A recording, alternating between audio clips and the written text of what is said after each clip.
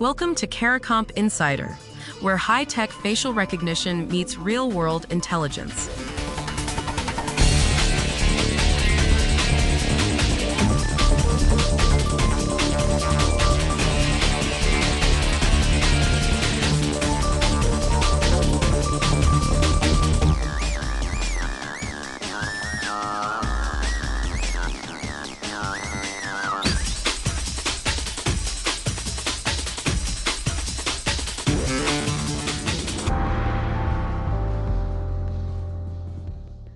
A judge looks at an investigator and asks one question: what's your false match rate?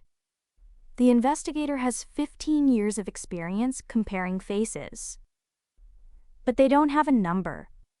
And that silence, that pause without a figure, is about to become the most dangerous moment in modern casework. This matters whether you carry a badge or just carry a phone. Every time you unlock your device with your face, you're using the same underlying technology that's reshaping courtrooms right now.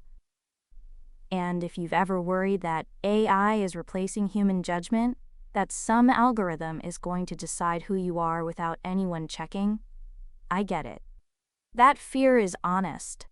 But what's actually happening is stranger, and in some ways, more urgent than full automation. The technology isn't replacing people. It's raising the bar for what people have to prove.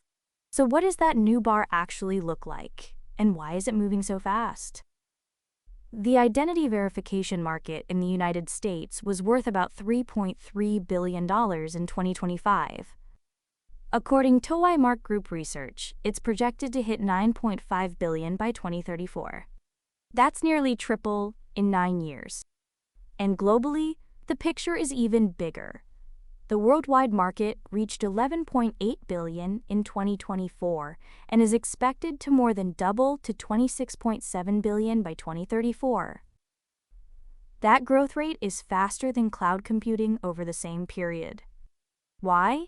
Because banks, insurers, telecom companies, and online retailers have all moved identity verification from a nice-to-have into a mandatory compliance requirement.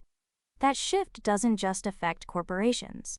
It resets what everyone, including courts, considers an acceptable way to prove someone is who you say they are. Now, within that market, there's a race happening between two approaches.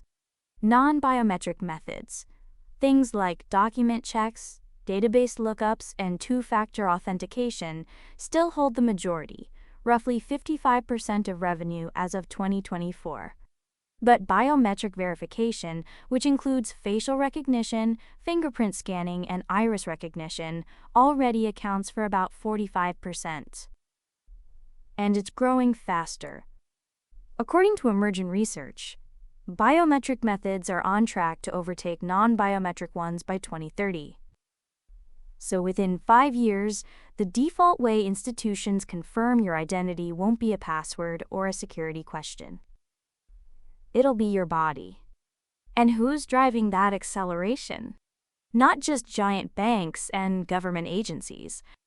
Small and mid-sized businesses already represent about 35% of the market, and that segment is growing at more than 10% annually through 2034. Cloud-based tools and subscription pricing have made what used to be expensive, enterprise-only technology available to a two-person startup.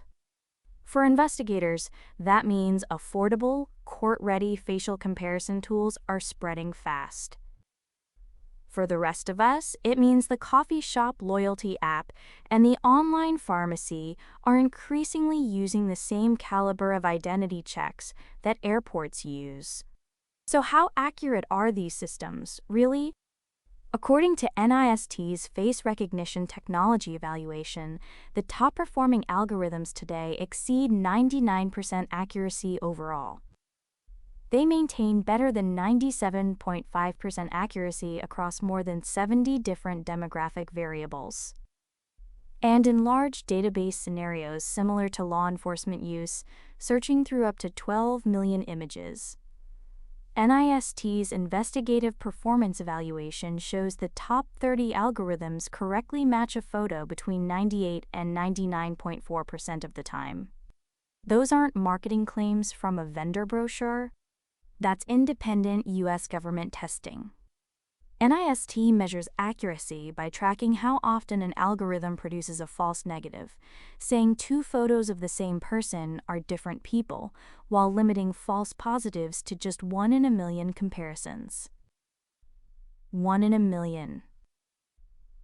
Once a number like that enters a courtroom, I've been doing this a long time, starts to sound like an opinion, not evidence. But, and this is where the fear of full automation meets reality, no one has ever been arrested based solely on a facial recognition search. Not once. A lot of people believe these systems work like a vending machine. Feed in a photo, get back a name, case closed. That belief makes sense. Tech companies market their products as seamless and autonomous, and headlines love the word match. But according to the Bipartisan Policy Center and law enforcement protocols like the NYPD's, facial recognition doesn't confirm identity. It generates a list of candidate images that look similar. A lead, not a verdict. Independent, investigator-gathered evidence is still required to establish probable cause. The analogy that fits best comes straight from forensic history. For decades, I saw his face and I'm sure it was him, was enough in a courtroom. Then DNA evidence arrived and suddenly juries expected measurable proof. Facial comparison is going through that exact same transition right now. The winning formula, according to researchers, is algorithm plus human verification plus a documented procedure. That combination outperforms either the software or the human working alone. For professionals, that means your expertise isn't obsolete, but it has to be paired with tools and written down in a way someone can audit. For everyone else, it means there's a human being in the loop. The machine narrows the field. A trained person makes the call. The real disruption isn't that technology replaces human judgment. It's that technology has given human judgment a scoreboard, and now everyone can see the numbers. So here's what to carry with you. The identity verification industry is nearly tripling in the US over the next 9 years, and biometric methods are about to become the default. The best algorithms can now search 12 million faces and find the right one more than 98% of the time, but they produce leads, not identities. What's changing isn't whether humans are needed. It's that humans now have to show their work. Whether you're building a case or just unlocking your phone, the era of trust me is giving way to prove it. The full story's in the description if you want the deep dive. Now you know something most people in this industry don't. Use it. And when you're ready to put it to work, caracomp.com. We'll see you tomorrow.